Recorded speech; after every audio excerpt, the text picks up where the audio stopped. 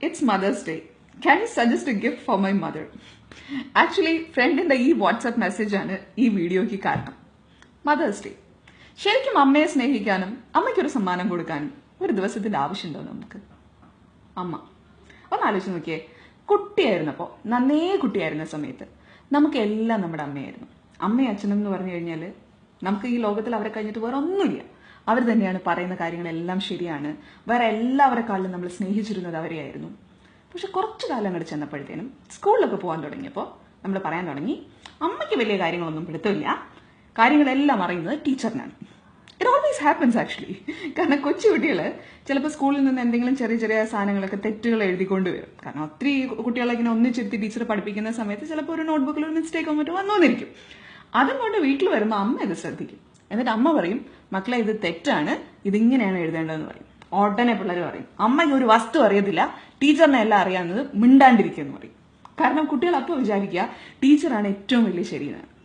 ആ പ്രായവും കഴിഞ്ഞ് കുറച്ചും കൂടി അങ്ങോട്ട് ചെല്ലുമ്പോഴത്തേനും കുട്ടികൾ പറയാൻ തുടങ്ങും, അമ്മയ്ക്കും ഒന്നും അറിയില്ല, ടീച്ചറിനും ഒന്നും അറിയില്ല, പക്ഷെ എൻ്റെ ഫ്രണ്ട്സിനെല്ലാം അറിയാം.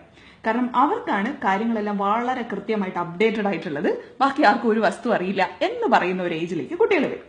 അത് ശരിക്കും ടീനേജ് തുടങ്ങുമ്പോഴാണ് ഈ ഒരു പ്രായത്തിലേക്ക് പിള്ളേർ ചെന്ന് എത്താറുള്ളത്. ഇനി അത് കഴിഞ്ഞ് കുറച്ചുകൂടെ ചെല്ലുമ്പോൾ എന്തായിരിക്കും കഥ? കുട്ടികൾ പറയാൻ തുടങ്ങും, ഫ്രണ്ട്സിനും ഒന്നും അറിയില്ല, ബട്ട് എനിക്കാണ് എല്ലാം അറിയാവുന്നത്, ഞാൻ പറയുന്നതാണ് കറക്റ്റ്, അബ്സല്യൂട്ട്ലി കറക്റ്റ്, ഞാൻ മാത്രം യോയോ ആണ്, ബാക്കി എല്ലാവരും കൺട്രി ഫെലോസ് ആണ്, ബാക്കി ആർക്കും ഒരു വസ്തു അറിയത്തില്ല. ഇങ്ങനെയൊക്കെ പറഞ്ഞു നടക്കുന്ന ഒരു പ്രായത്തിലൂടെയും പിള്ളേർ പോകും. അത് കഴിഞ്ഞ് കുറച്ചുകൂടെ ചെന്ന് ഇനി പെൺകുട്ടികളാണെങ്കിലോ വല്ല പ്രേമത്തിലും കുടുങ്ങിയിട്ടുണ്ടെങ്കിൽ അപ്പൊ പിന്നെ കുറച്ച് നാൾ പറഞ്ഞു നടക്കും, എന്റെ ചേട്ടനാണ് ഏറ്റവും വലിയ ശരി, ചേട്ടന് മാത്രമേ കാര്യങ്ങളെല്ലാം പിടുത്തുള്ളൂ, ബാക്കി ആർക്കും ഒന്നും അറിയത്തില്ല എന്ന് പറയുന്ന ഒരു പ്രായത്തിലൂടെയും പോവും. അത് കഴിഞ്ഞ് ഒരു കല്യാണമൊക്കെ കഴിഞ്ഞ് ഒരു കുട്ടിയൊക്കെ ആകുമ്പോഴത്തേനും പെൺകുട്ടികൾ മനസ്സിലാക്കും അമ്മയാണ് ജീവിതത്തിലെ ഏറ്റവും വലിയ ശരിയെന്ന്. അമ്മയെ പോലെ എന്നെ സ്നേഹിക്കുകയും അമ്മയെ പോലെ എന്നെ പരിപാലിക്കുകയും ചെയ്യുന്ന മറ്റൊരാളും ഈ ലോകത്തില്ല എന്ന് പെൺകുട്ടികൾ തിരിച്ചറിയുന്നത് ആ പ്രായത്തിലാണ്. ആൺകുട്ടികൾക്ക് ഒരു അച്ഛനോട് സമയം എടുക്കും. കുറച്ചും കൂടെ ഏജ് കഴിഞ്ഞ് അവരൊരു അച്ഛനൊക്കെ ആയി കുട്ടി ജസ്റ്റ് ഒന്ന് വളർന്നു തുടങ്ങുമ്പോഴത്തേനും ആൺമക്കളും തിരിച്ചറിയും അമ്മയും അച്ഛനും എന്താണ് എന്ന്. അന്ന് എല്ലാവരും ഒരു ഡയലോഗ് ആലോചിക്കും. നമ്മളെല്ലാവരും ജീവിതത്തിൽ കേട്ടിട്ടുള്ളതാണ്, നമ്മൾ പല പ്രാവശ്യം പറഞ്ഞിട്ടുള്ളതുമാണ്. എന്താണത്?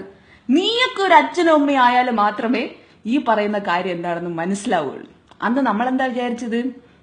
പിന്നെ ഇതൊക്കെ മനസ്സിലാക്കാൻ വേണ്ടിയിട്ട് ഇപ്പൊ കല്യാണം കഴിച്ചിട്ട് അച്ഛനും അമ്മയും ആവാൻ പോവല്ലേ, ഇവരെന്താ ഇതൊക്കെ പറയുന്നത്, ഇവർക്ക് ഓൾഡ് ജനറേഷൻ പീപ്പിൾസ് ആയതുകൊണ്ടാണ് ഇവർക്ക് ഇതൊന്നും മനസ്സിലാവാത്തത് എന്ന് നമ്മൾ പറഞ്ഞു നടന്നു. പക്ഷെ ഇപ്പൊ എന്താ അവസ്ഥ?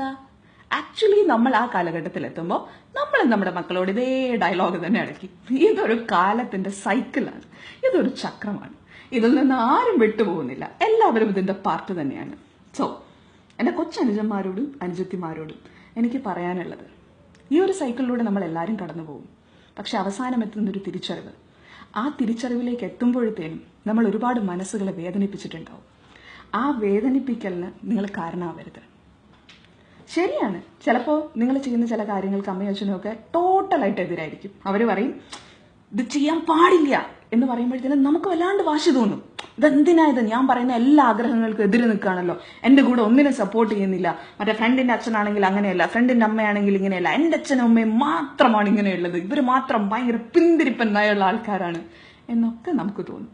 പക്ഷെ ഒരു കാര്യം മറക്കല്ലേ, ഈ ലോകത്ത് നമ്മെ ഏറ്റവും കൂടുതൽ സ്നേഹിക്കുന്നത്, നമുക്ക് എല്ലാ കാലവും നല്ലത് വരണമേ എന്നാഗ്രഹിക്കുന്ന രണ്ട് ആൾക്കാരുണ്ട്, നമ്മുടെ അച്ഛനും നമ്മുടെ അമ്മയും. എന്നും എപ്പോഴും അവരെ സ്നേഹിക്കാനും അവർക്കൊരു സമ്മാനം വാങ്ങിക്കൊടുക്കാനും കെട്ടിപ്പിടിച്ചൊരു ഉമ്മ കൊടുക്കാനും ഒരു ദിവസത്തിന്റെ ആവശ്യമൊന്നുമില്ല.